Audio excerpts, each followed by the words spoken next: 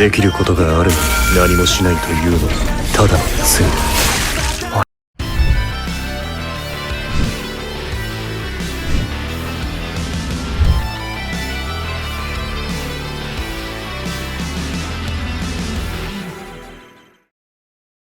Hey GTS fam, your favorite non-Gunpla reviewer Sean here, and today we're taking a look at the figurized standard Ultraman suit version 7.5 Frontal Assault Type from the Ultraman manga and Netflix series.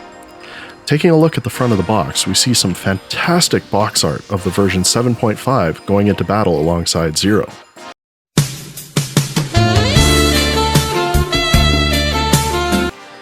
Moving to the sides, we can see examples of various action poses that the updated waist can accommodate, along with the weapons that the kit comes with. Taking a look inside, we see that we have a total of 14 runners, 2 sets of stickers, and a rather sizable manual for a kit of this size.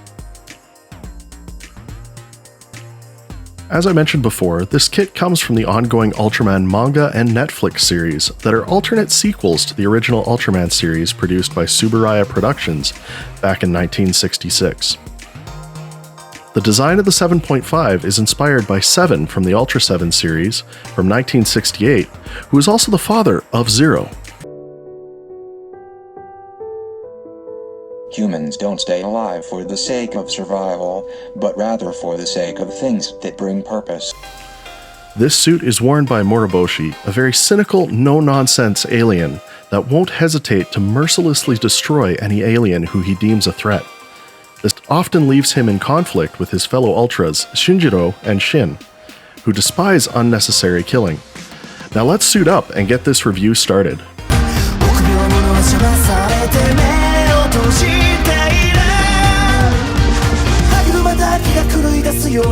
Admittedly, I have history with this kit already, as I built a previous version, the 7.3, last year.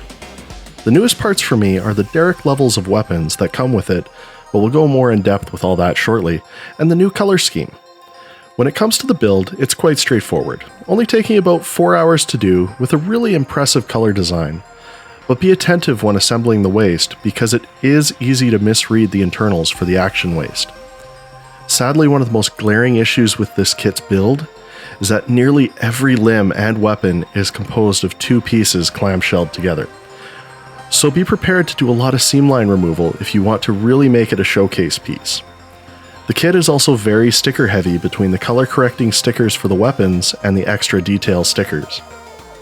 Normally, on any other figurized standard Ultraman kit, this is where I'd tell you about the major gimmick of this line, which is the option to install the special LED unit designed for these kits that allows you to recreate the iconic chest illuminations that the Ultra series is known for. But this kit does not appear to be compatible, or at the very least the instructions do not show you the installation process for this gimmick.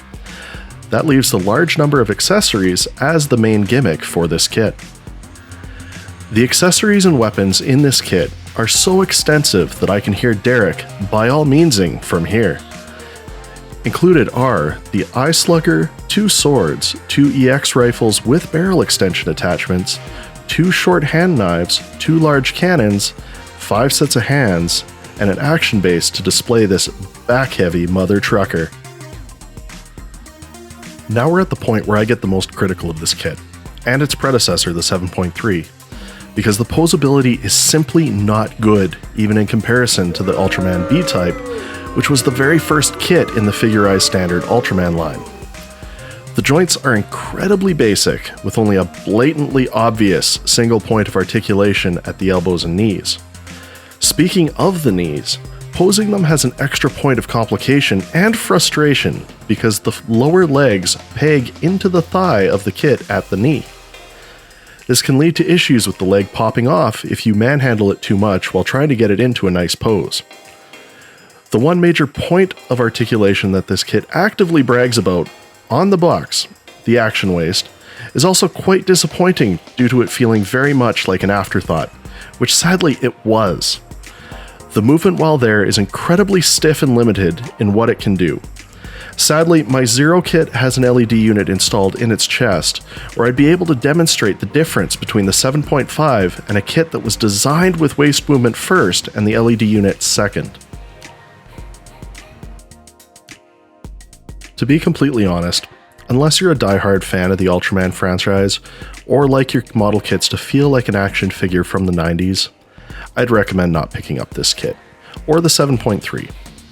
With that in mind though, don't discredit the rest of the Ultraman line on the negative aspects of this kit, because as a whole, the line is excellent in regards to its quality and gimmicks. If you're looking to try out a good kit from this line, I couldn't more strongly recommend buying either the B-Type or Zero kits.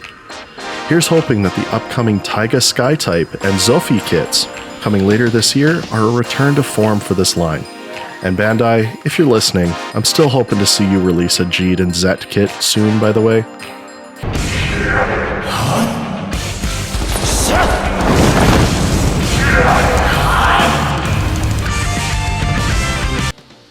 If you live in Canada and you're interested in this kit or any others from the Figure Eyes Standard Ultraman line, consider having your local hobby shop bring one in for you today from PLAMOD.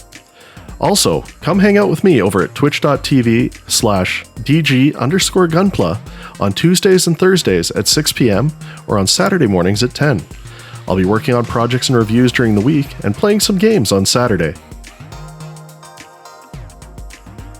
Hey GTS fam, thank you very much for joining us today. If you enjoy our videos, hit that like button, subscribe to our channel, ring that notification bell there. If you have any other questions, leave it in the comment section and we'll help you out. Cheers.